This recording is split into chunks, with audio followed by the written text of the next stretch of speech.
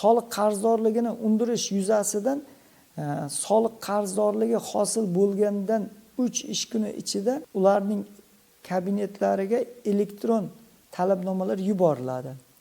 Va elektron talabnomalarda soliq qarzdorligini to'lab berilish yuzasidan bayon etilgan. Agar tadbirkor tomonidan o'sha qarzdorlikni 3 ish kunida to'lanmasa, inkassa topshiriqnomalari qo'yiladi.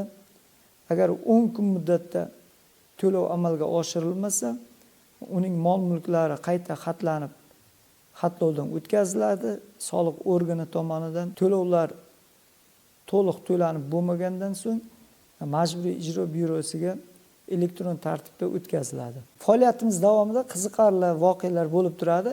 Bir kuni Sho'rchi tumaniga xatlash ishlari amalga oshirilayotganda Majburiy ijro byurosi bilan hamkorlikda ommaviy axborot vositalari bilan bir qarzdorning uyiga biz borganimizda bizni juda xushmuomalalik bilan juda ko'pchilik bilan kutib olishdi. Biz hayron kirib borib ko'rganimizdan keyin bilsak, u joyda shu qarzdor bola kuyov bola ekan, u to'yi bo'layotgan ekan, to'y kuniga kirib borgan ekanmiz biz.